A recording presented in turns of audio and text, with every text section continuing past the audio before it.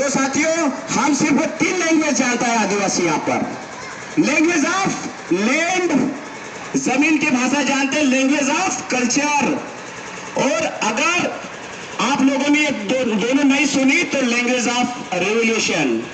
साथियों, अगर इस तरह से आप लोग जमीन, ये शासन प्रशासन के लोग अगर जमीन इस तरह से छीनेंगे तो निश्चित रूप से इस समय की जो क्रांति स्टार्ट होगी वो निश्चित रूप से मध्य प्रदेश से होगी, और मध्य प्रदेश से होगी तो तुम्हारे बाप से भी नहीं रुकेगी।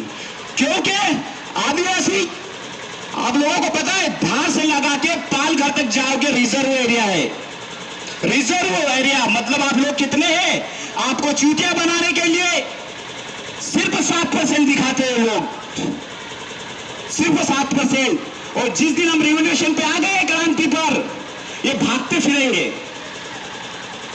आज जमीन, ये जमीन जो लड़ाई हमारी एग्जिस्टेंस की है, अस्तित्व की है साथियों, ये किसी पार्टी संगठन की नहीं है। अगर आज वो जमीन चली गई, अस्तित्व खत्म हो जाएगा। ये लोग कहां जाएंगे? इनके बारे में पहले व्यवस्था करी क्या रुकने की?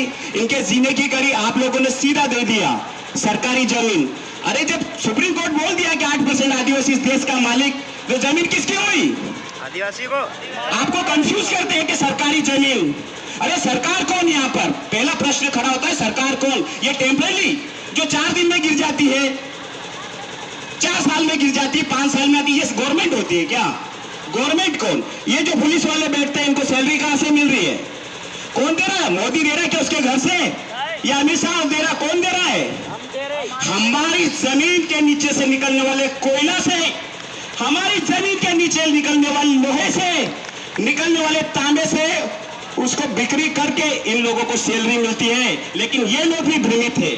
ये लोग इस देश के प्रधानमंत्री को, इस देश के राज्यपाल, ये अनुच्छेद 154 खा के में एक लोग काम कर रहे हैं। राज्यपाल बोलता है मैं अकेला सब जगह नहीं कर सकता, इसके लिए ये लोग काम करेंगे। कौन?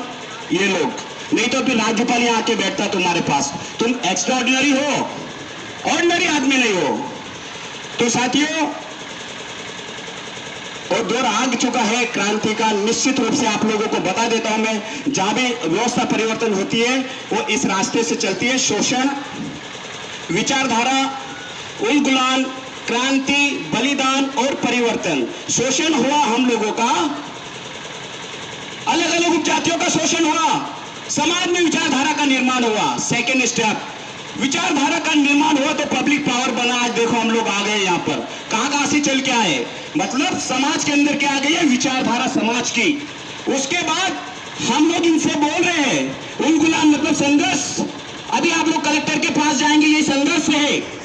अगर इसके बाद ये बात नहीं मानते हैं तो निश्चित रूप से जो नेक्स्ट स्टेप आएगा वो आएगा क्रांति। और क्रांति आती है तो साथियों बलिदान होते हैं। क्रांति आती है तो बलिदान होते हैं। इन लोगों के भी होंगे, जो शोषक रहता है उसका भी, और जिसका शोषण होता है उसका भी। और निश्चित रूप से इनका स्ट्रेंथ बहुत कम होता है और ये लोग भागते हैं। फिर जैसे अफगानिस्तान से भागे, श्रीलंका से भागे, ऐसे के ऐसे ये भारत से भी भागेंगे, निश्चित रूप से भागेंगे।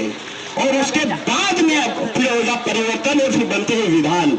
यही रास्ता है। और अब नेक्स्ट स्टेप जो हमारे लिए बचा है, सिर्फ उलगुलान के बाद, संघर्ष के बाद, वो बचती है क्रांति। उसकी तैयारी करिए साथियों। ये लोग दर्शा रहे आप लोगों को, आपके लोगों पे पेशाब कर रहे। क्या दर्शा रहे ये लोग? आपकी बहन बेटियों को नंगा करके घुमा रहे। क्या दर्शाना चाहते हैं आप लोग यहाँ पर? अरे हमारे बाप दादा ने तुमको पेट पालने के लिए यहाँ पर जो जमीन दे दी, रहने के लिए जो मकान दे दिए, दया कर दी, यही गलती हुई हमारी। लेकिन अब नहीं होगी साथियों।